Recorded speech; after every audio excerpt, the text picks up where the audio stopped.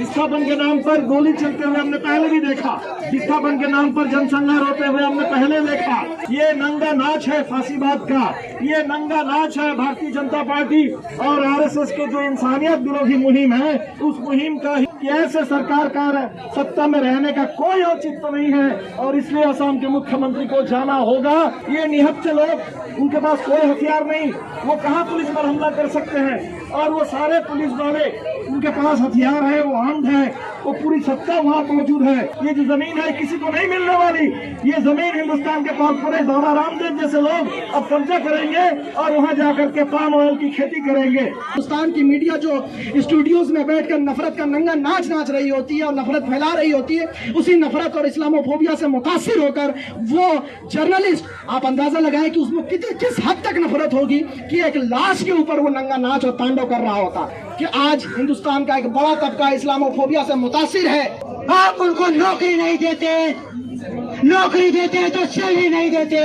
अरे आपको तो शर्म से मर जाना चाहिए कि आप देश के महानता की गाथा गाते हैं। आके मुझे कह रहे हैं आप लोग यहाँ से खाली क्यों नहीं कर देते? आपके बाप का है क्या यहाँ पे जो आप लोग यहाँ रह रहे हैं? आपने तो बोला था जहाँ झुकी वहाँ मकान, आपने वादा किया था हम लोग से। ये लोग चाहते हैं कि मजदूर, जो देश के मजदूर, महिलाएं, दलित, दबे कुचले लोग हैं, वो अपने अधिकार की बात ना कर सके।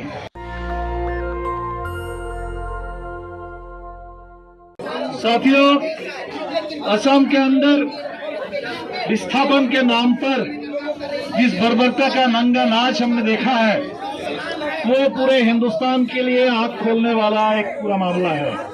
ये कोई अलग थलग घटना नहीं है, असम के लिए नहीं, पूरे देश के लिए एक आखिरी चेतावनी है।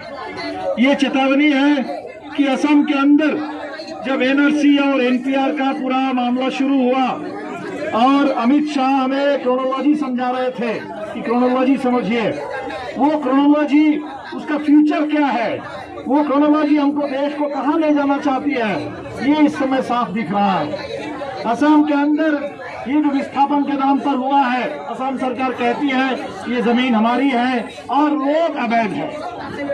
ये साफ साफ कहने की जरूरत है कि आपके कानून अपने पास हैं। अगर इस देश में आपने डॉक्यूमेंट मांगा, असम में कुछ लोगों के पास हो सकता है डॉक्यूमेंट ना हो, जिनके पास डॉक्यूमेंट नहीं है वो अनडॉक्यूमेंटेड हिंदुस्तानी है, वो अनडॉक्यूमेंटेड हिंदुस्तान के सिटीजन है। लेकिन इस देश में रह रहे कोई भी आदमी, कोई भी इंसान वो इल्लीगल नहीं हो सकते हैं। किसी आदमी को, किसी इंसान को इल्लीगल कहने का और किसी इंसान की इस बर्बरता के साथ हत्या करने का ये हक किसी को नहीं है इस देश के अंदर, ये कहने की जरूरत है। हमने देखा असम के अंदर न सिर्फ हत्या हुई है, विस्थापन के नाम पर गोली चलते हुए हमने पहले भी देखा, विस्थापन के नाम पर जनसंहार होते हुए हमने पहले देखा। लेकिन जो असम के अंदर हमने देखा है इस बार, वो जो फोटोग्राफर पुलिस के साथ, पुलिस के आदमी, पुलिस की मौजूदगी में वो जिस तरह से उस पूरे हत्या पर जश्न मना रहे थे, जिस तरह से उछल कूद कर रहे थे, नाच रहे थे, ये इस देश के अंदर ये नंगा नाच है बर्बरता का, ये नंगा नाच है फांसीवाद का, ये नंगा नाच है भारतीय जनता पार्टी और आरएसएस के जो इंसानियत विरोधी मुहिम है, उस मुहिम का, हिंसा का, नफरत का ये नंगा नाच है। और इस पर अब रोक लगाने की जरूरत है। इसीलिए असम से लेकर के पूरे देश में आज ये आवाज उठी है, हेमंत बिश्व शर्मा इस्तीफा दो। ये जो मुख्यमंत्री असम के अंदर अभी बने हैं इस चुनाव के बाद, और वो सरकार इसको जायज ठहरा रही है, इतनी निशंस हत्या और उस हत्या पर इस तरीके से इंसानियत को शर्मसार करने वाला जश्न मनाने की कोशिश, और असम की पूरी सरकार इसके पक्ष में खड़ी है। और इसीलिए हम ये कहना चाहते हैं कि ऐसे सरकार का सत्ता में रहने का कोई औचित्य नहीं है। और इसलिए असम के मुख्यमंत्री को जाना होगा। ये असम के अंदर से मांग उठ रही है और पूरे हिंदुस्तान में लोकतंत्र में यकीन रखने वाले, इंसानियत में भरोसा रखने वाले, इंसाफ पर भरोसा रखने वाले लोग, कानून के राज को मांगने वाले लोग आज हिंदुस्तान के हर कोने में ये मांग उठा रहे हैं कि मुख्यमंत्री हेमंत बिश्व शर्मा इस्तीफा दो। वो जो सारे गुंडे वहाँ नंगा नाच जिनका हम देख रहे थे, ये सारे लोग, वो पूरे सत्ता की मदद उनको मिल रही है। सत्ता प्रायोजित, ये सत्ता प्रायोजित हत्या है, ये सत्ता प्रायोजित हिंसा है। और किनके ऊपर ये हिंसा थोपी जा रही है? सबसे असहाय लोग, ये सरकार कहती है कि लोगों ने हमला किया और पुलिस को अपने बचाव में गोली चलानी पड़ी। हम देख रहे हैं वीडियो को, जितने एंगल से देखना हो लोग देख लें। ये निहत्थे लोग, उनके पास कोई हथियार नहीं, वो कहाँ पुलिस पर हमला कर सकते हैं? और वो सारे पुलिस वाले, उनके पास हथियार है, वो आर्म्ड है, वो पूरी सत्ता वहाँ मौजूद है। और इसीलिए इन लोगों को हत्या करने के लिए जो साजिश है, सरकार का तर्क है कि जमीन हम उन लोगों से छुड़ा करके लोगों के बीच में बांटेंगे। लेकिन असम के अंदर से जो खबरें आ रही है, खबर ये आ रही है कि लोगों से कहा जा रहा है कि जमीन तो हम बांट देंगे असम के लोगों के बीच में। ये जो राजनीति हो रही है, कि कुछ लोगों को बाहर से आने वाले गैर कानूनी बता करके और असम के अंदर के कुछ लोगों को वहाँ के लोकल खिलौजिया, वहाँ के पूरे इंडिजिनस पीपल बता करके लोगों के बीच में एक पूरा दीवार खड़ा किया जा रहा है नफरत का। लेकिन ये जो जमीन पर निशाना किसका है, जमीन पर किसकी आंखें हैं इस समय?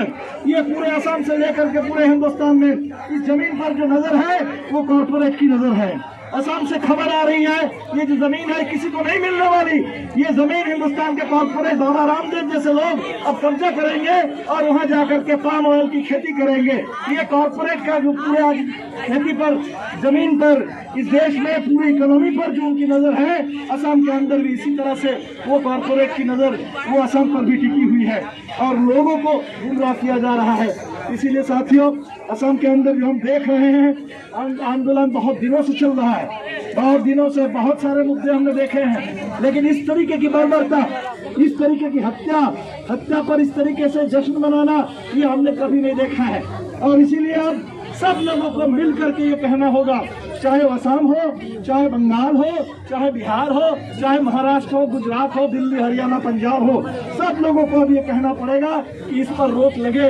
क्योंकि ऐसी हिंसा का सिलसिला चलेगा, इस तरह से सत्ता प्रायोजित, सत्ता के नाम पर, शासन के नाम पर, इस देश में चुनी हुई सरकार के नाम पर, उसके इशारे पर अगर इस तरीके की हिंसा और हत्या को इस देश में इजाजत मिलेगी तो लोकतंत्र का कोई मतलब नहीं रह जाएगा।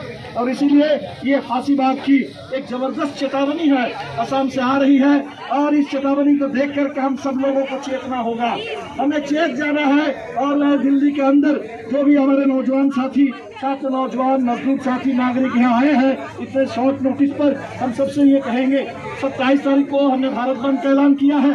किसानों ने अपनी मांग पर, नौजवानों ने रोजगार की मांग पर, इस देश के मजदूर अपने निजीकरण के खिलाफ, अपने पूरे कल कारखाने में अपने कानूनी हक को लेकर के कर रहे हैं। हम सब लोगों को अब असम के पक्ष में आवाज उठानी होगी, असम के अंदर कानून के पक्ष में, वहाँ संविधान के पक्ष में, इंसानियत के पक्ष में, इंसाफ के पक्ष में हमें आवाज उठानी होगी। और ये हिमंत बिश्व शर्मा के नेतृत्व में ये जो गुंडा राज कायम किया जा रहा है, ये जो बर्बरता का नंगा नाच चल रहा है, इसके ऊपर सख्त रोक लगाने की जरूरत है। इसीलिए साथियों, ये लड़ाई लंबी है और हमें हर तरह से असम के वो असहाय जो लोग हैं, वो चाहे उनका मजहब कुछ हो, उनकी भाषा कुछ हो, हम बस इतना कहने के लिए आए हैं, इस देश में हमारी जो विविधता है इसको लेकर के हम लोग एक साथ हैं। अलग अलग भाषा है, अलग अलग इतिहास है, अलग अलग हमारे मजहब है, अलग अलग बोली है, हो सकता है, बिल्कुल है, लेकिन उसको लेकर के हम सब लोग एक हैं। और इस तरीके से विभाजन, इस तरीके की नफरत, इस तरीके से असहाय लोगों को निशाना बनाना और निशाना बना करके उनकी हत्या करके उस हत्या का वीडियो जारी करना, उस पर जश्न मनाना, ये हिंदुस्तान में इसकी इजाजत नहीं है। ये इसके खिलाफ आज हिंदुस्तान खड़ा हो रहा है और हमें खड़ा होना पड़ेगा।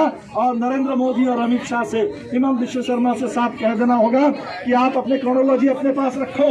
हमें वो NRC NPR के नाम पर इस देश के अंदर किसी को बाहरी, किसी को भीतरी, किसी को कानूनी, किसी को गैर कानूनी बता करके नफरत की दीवार खड़ा करके इंसानियत पर ये हमला हमें मंजूर नहीं है, हमें बर्दाश्त नहीं है। ये असम के इस घटना के बाद पूरे हिंदुस्तान में एकता के पक्ष में, लोगों के भाईचारे के पक्ष में, संविधान के पक्ष में, लोकतंत्र के पक्ष में ये आवाज बुलंद करने की जरूरत है। आइए हम सब लोग मिल करके इसकी गारंटी करें कि ऐसी घटना दोबारा हिंदुस्तान में किसी भी कोने में, किसी भी राज्य में इस तरीके की घटना दोबारा ना घट सके। इसके खिलाफ हमारी जो चौकसी है, हमारी जो इस समय पूरा हमारा एक तरह से एकताबद्ध प्रतिवाद है, ये अपने आप में यही गारंटी है। इसी के बल पर हम इस देश में लोकतंत्र को जिंदा रखेंगे और इस नफरत पर अंकुश लगाएंगे, इस हिंसा, बर्बरता, इस नंगा नाच पर रोक लगाएंगे। बहुत बहुत शुक्रिया। सबसे पहले तो मैं उस शहीद को सलाम देना चाहूँगा कि आप अंदाज़ा लगाएं कि उस इंसान पे कितना ज़्यादा जुल्म हो रहा होगा, कितनी ज़्यादा उसको तकलीफ़ें दी गई होगी, कितनी बर्बरता का वो शिकार हुआ होगा वो आदमी कि निहत्था होकर आर्म फोर्सेस के सामने अपनी जान की परवाह किए बगैर आ गया और उसकी लाश पर जो नंगा तांडव हुआ उसको हम आपने देखा। मैं उस शहीद को सलाम पेश करता हूँ। दोस्तों, हमने देखा कि किस तरीके से आसाम में 800 लोगों को उनका एविक्शन हुआ, उनका घरों से बेघर कर दिया गया। और जब लोगों ने उस अपने हक की लड़ाई के लिए प्रोटेस्ट करना चाहा तो किस तरीके से उनके सीने पर, उन निहत्थे सिविलियंस के सीने पर गोलियां चलाई गई और उनको मौत के घाट उतार दिया गया। यकीनन वहाँ के सीएम ने वहाँ के पुलिस को इस बात की आज़ादी दी होगी, इस बात की इजाज़त दी होगी कि वहाँ के सिविलियंस को गोली चलाई जाए और उनको मारा जाए। ये अपने आप में हमने देखा है कि पुलिस इससे पहले भी वर्दी में गुंडों का काम करती रही है। जब दिल्ली में दंगा हुआ, जब जामिया की लाइब्रेरी तोड़ी गई, जब जेएनयू में लोगों ने हमला किया तो किस तरीके से दंगाइयों को प्रोटेक्ट किया गया, एमयू में ग्रेनेड दागे गए और इस तरह की चीज़ें हमने देखा है इससे पहले भी।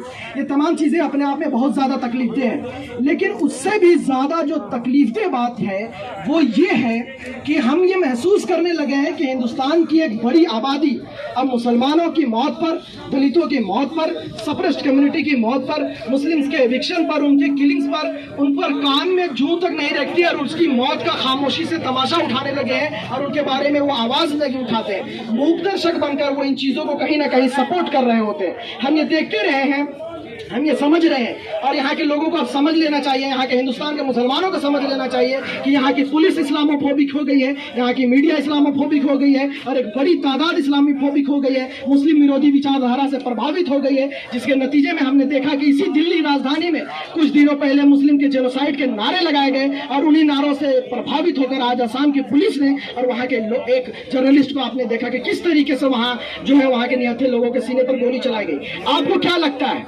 मैं ये कहना चाहता हूं कि आज से कुछ दिनों पहले वो लोग जो तालिबान और अफगानिस्तान के लोगों के हुकूक के लिए विधवा विलाप कर रहे थे, उनके लिए रो रहे थे, आज वो लोग कहां हैं जब एक हिंदुस्तान में खुद उनके स्टेट्स में वहां के अपने सिविलियंस और निहत्थे सिविलियंस के ऊपर उनके सीने पर गोली चलाई जा रही है। आप देखें कि हम यहाँ के मीडिया, ये जो नफरत है ये एक दिन का नफरत नहीं है, ये सैकड़ों दिनों से ये नफरत पाला जा रहा है। वो जो बिजोई बनिया है, आपको क्या लगता है वो एक दिन की नफरत थी? नहीं साथियों, ये सैकड़ों दिनों से हिंदुस्तान की मीडिया जो स्टूडियोज में बैठकर नफरत का नंगा नाच नाच रही होती है और नफरत फैला रही होती है, उसी नफरत और इस्लामोफोबिया से मुतासिर होकर वो जर्नलिस्ट, आप अंदाजा लगाएं कि उसमें किस हद तक नफरत होगी कि एक लाश के ऊपर वो नंगा नाच और तांडव कर रहा होता।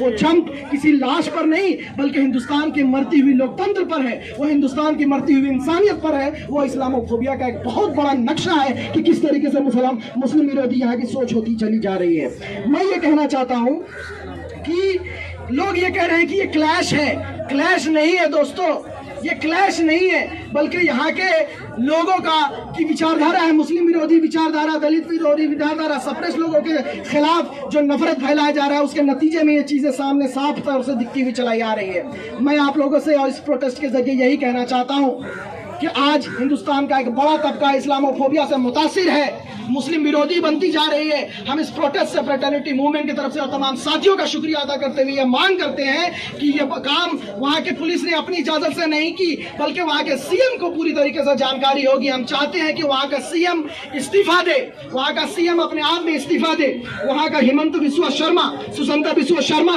वहाँ की आसाम पुलिस अकाउंटेबल हो लोगों के सामने इस्तीफा दे, दलांग डिस्ट्रिक्ट एडमिनिस्ट्रेशन के लोग जो है इस्तीफा दे। याद रखिए कि सिर्फ बिजोई बनिया ही कल्प्रिट नहीं है, बल्कि ये तमाम लोग हैं जिनके सह के नतीजे में इसने इतना बड़ा काम किया है। हम ये चाहते हैं कि इस एविक्शन को खत्म किया जाए, मुस्लिम किलिंग्स को खत्म किया जाए और उसके नतीजे में हमारा ये प्रोटेस्ट है। एक बार फिर मैं आप तमाम लोगों को इनकलाब सलाम पेश करता हूँ। Fraternal salute everyone. जो घटना हुई है बहुत ही दर्दनाक घटना थी और उसमें पुलिस की जो बर्बरता थी वो हमें साफ दिखी है और उसको एकदम ही सही नहीं कहा जा सकता और इस पे पुलिस प्रशासन का और असम सरकार का कड़े रूप में हमें आलोचना करनी चाहिए, पर साथ में हमें ये भी देखना चाहिए कि ऐसे कंडीशन क्यों बनते हैं कि ये जो लोग हैं जिनको आप इन्फिल्ट्रेटर या पता नहीं क्या क्या टैग करने लगते हैं और उसके प्रिटेक्स्ट में आप उन पे हमला करते और अपनी राजनीति की रोटियां सेकते हैं। वो सारे जो वर्कर वहां पे थे सब लोग खेतिहर मजदूर थे।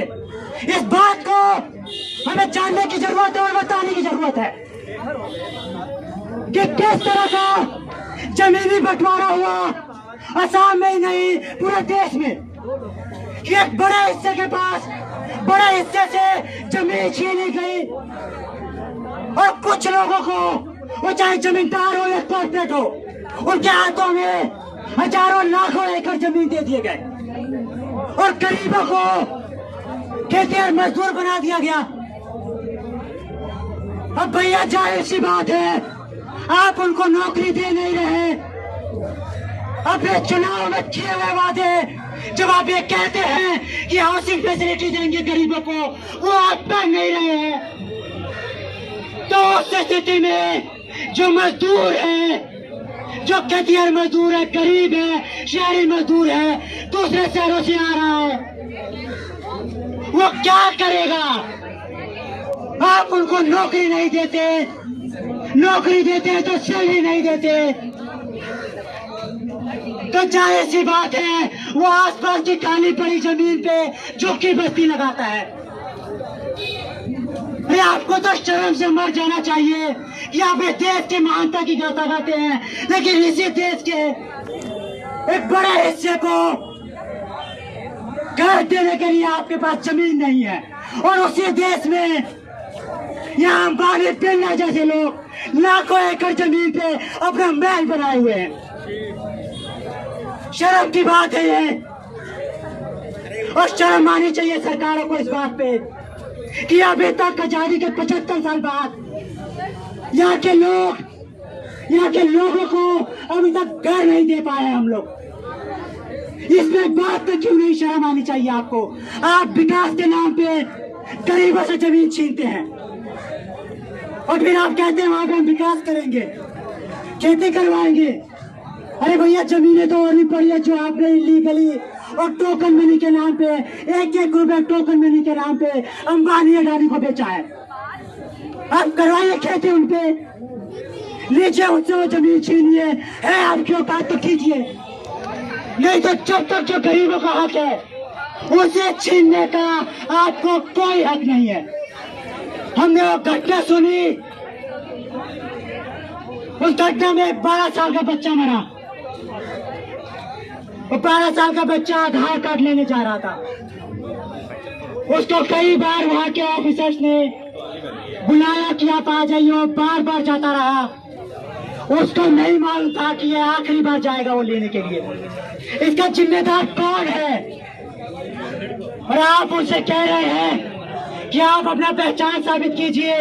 भैया अंग्रेजों के आने से पहले और परमानेंट सेटलमेंट लागू होने से पहले तो किसी की जमीन नहीं थी यहाँ पे, सभी लोग इलीगल थे। आपके डेफिनेशन के अनुसार तो आधार कार्ड आने से पहले तो सब लोग इलीगल हुए, क्या ये सब लोग इलीगल थे? आपका डेफिनेशन के अनुसार आपने उसी इलाके से वोट लिया, प्रधानमंत्री बने लोकसभा से, और उसी आधार कार्ड के बेसिस पे वोट मिला, तो आप तो इलीगल प्रधानमंत्री हुए ना भाई साहब।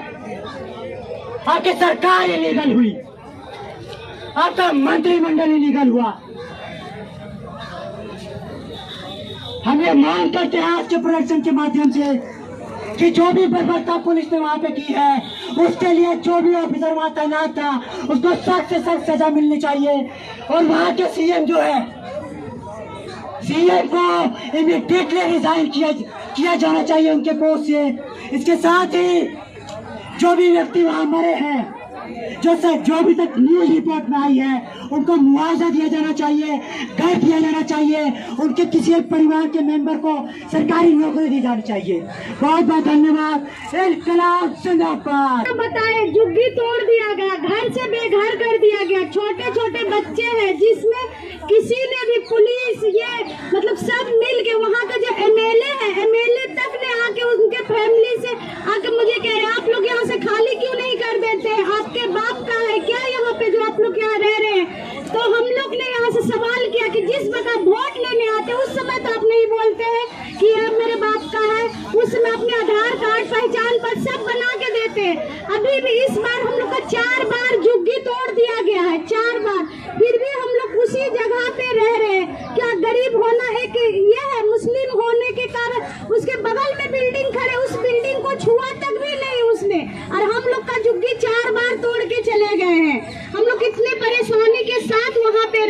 छोटे छोटे बच्चे हैं, आप इधर देख सकते हैं जो ये सब बच्चे हैं, इन बच्चे को जो मेरे साथ चोट लगा था, इन्हें इस लड़की को अभी भी चोट का निशान बना हुआ है। इसको 25 तारीख को जो तोड़ा गया तो इसमें इन्हें चोट लगा। बुजुर्ग को है जो अंधे हैं उन्हें भी चोट लगा, भी वो नहीं आ पाए चोट के वजह से। फिर हम लोग इसी घटना से जो असम में हो रहा है उस हालत में हम लोग के साथ यहाँ इंडिया में हो रहा है। जो कहते हैं कि आप लोग यहाँ दिल्ली में सुरक्षित है, कहाँ से सुरक्षित है? बोलता है मोदी जी बेटी बचाओ बेटी पढ़ाओ। जब बेटी का घर ही नहीं रहेगा रहने के लिए तो बचाएंगे कहाँ से बेटी को? जिस तरह हम लोग रोड पे रह रहे हैं अभी भी 25 तारीख से अब तक दूसरे 25 तारीख आ गए, हम लोग रोड पे रह रहे हैं, अभी उसके बेघर है, कोई समस्या नहीं मिला हम लोग को। बिजली काट देता है, पानी नहीं देता है, हम लोग वहीं पे रह रहे। और जिसमें हम लोग काम पे जाते हैं, काम से हटा दिया गया कि आप लोग को कोरोना हो जाएगा, आप खाली जगह पे रह रहे हैं तो आप लोग का नहीं चलेगा। तो हम लोग का काम धंधा भी बैठा हुआ है, रोजी से सब कोई बैठे हुए। इसमें मासूम बच्चे सब है, लड़की जमान है, उसके बाद हम लोग क्या करेंगे बताइए? सरकार से हम लोग को गुजारिश है कि हम लोग कहाँ जाए। आपने तो बोला था जहाँ झुकी वहाँ मकान, आपने वादा किया था हम लोग से, फिर भी हम लोग का कोई सुनवाई नहीं दिया जा रहा है, अभी तक भी कोई सुनवाई नहीं दे रहा। कल आसाम में जो हुआ उस घटना से तो आदमी का रूह कांप जाएगा। जिस हिसाब से आसाम में किया उस हिसाब से यहाँ दिल्ली पटना और मार्केट में है, जो यहाँ सभी है, पुलिस है, थाना है, लेकिन हम लोग का कोई सुनवाई नहीं करता। रात में गांजा पी के लड़के सब घुस जाते, लड़की को उठा कर ले जाते, बताने पे पुलिस वाला बोलता है कि तुम लोग वहाँ से खाली करके क्यों नहीं चली जाती हो? अपने सुरक्षित जगह पर करो, कहाँ से जाएंगे?